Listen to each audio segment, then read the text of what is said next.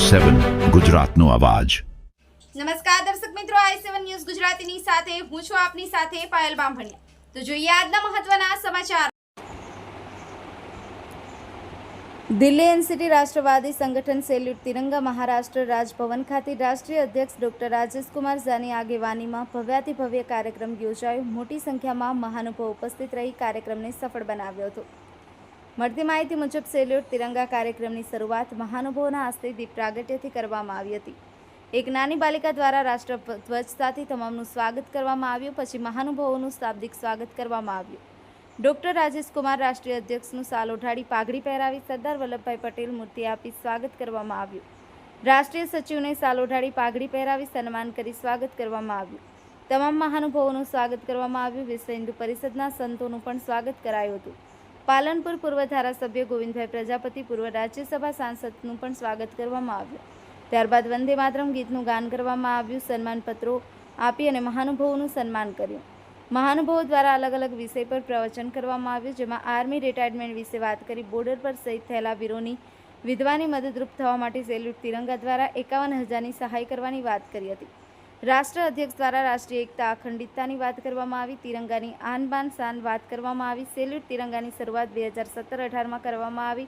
રાષ્ટ્રીય અધ્યક્ષ રાજેશ કુમાર ઝા દ્વારા પ્રધાનમંત્રી, ગૃહમંત્રીની કામગીરીના વખાણ કરવામાં આવ્યા। મોટી સંખ્યામાં કાર્યકરો, જિલ્લા પ્રમુખો ઉપસ્થિત રહ્યા હતા અને ગુજરાત રાજ્યની રાજધાની ગાંધીનગર તિરંગાની આન બાન શાન અને ભારત માતા કી જય જય શ્રી રામ જેવા નારા અનેક નારા ગાંધીનગર ગુંજી ઉઠ્યું હતું। છેલ્લે સાથે ભોજન લઈ કાર્યક્રમ સફળ બન્યો હતો। કાર્યક્રમ સફળતાપૂર્વક પૂર્ણ કરવામાં આવ્યો। આ કાર્યક્રમ દાહોદ સેલ્યુટ તિરંગા પ્રમુખ કાળુભાઈ ડામોર, સિંગવડથી નિલેશ વસૈયા, દેવગઢ બારિયાથી મોહનભાઈ વણકર અને અનિલભાઈએ ગાંધીનગર ખાતે સેલ્યુટ તિરંગા કાર્યક્રમમાં હાજરી આપી હતી। બ્યુરો ચીફ કાળુભાઈ ડામોર સાથે cameraman Nilesh Vasaiya, i7 news Gujarati, Dahod. ઉપસ્થિત છે અને ત્યાં તિરંગા સેલ્યુટ કાર્યક્રમ થઈ રહ્યો છે, તો ત્યાં રાષ્ટ્રીય અધ્યક્ષ રાજેશ કુમાર ઝા સાહેબ ત્યાં ઉપસ્થિત છે। તો ગુજરાતને તિરંગા સેલ્યુટ થકી શું સંદેશ આપવા માંગે છે તે આપણે જાણવાની કોશિશ કરીએ। हिंदी में बोलेंगे। आज गांधीनगर गुजरात में एक बहुत ही भव्य आयोजन था।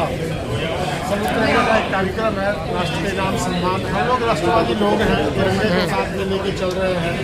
मैं धन्यवाद करना चाहता हूँ यहाँ के प्रदेश अध्यक्ष और प्रदेश के प्रभारी उत्तम भाई पटेल और हमारे प्रजापति जी और गोविंद भाई और हमारे साथ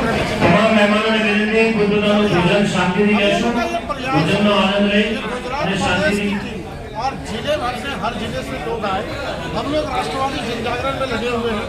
हम लोगों का सभी का काम है लोगों को जगाना और राष्ट्र के प्रति समर्पित करना।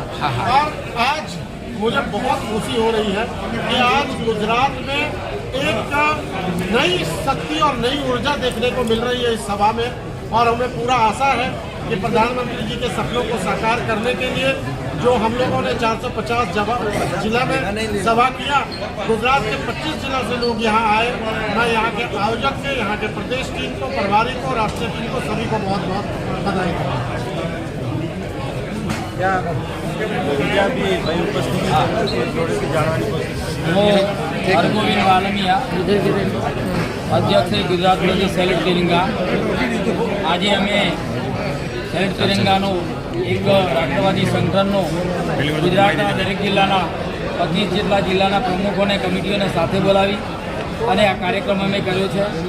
રાષ્ટ્રભાવનાનો જે અમારા અધ્યક્ષશ્રી, રાષ્ટ્રીય અધ્યક્ષશ્રી જે એમના ઉદ્બોધનની અંદર જે વીરત્વનો ભાવ હતો એની અમે નોંધ લીધી છે।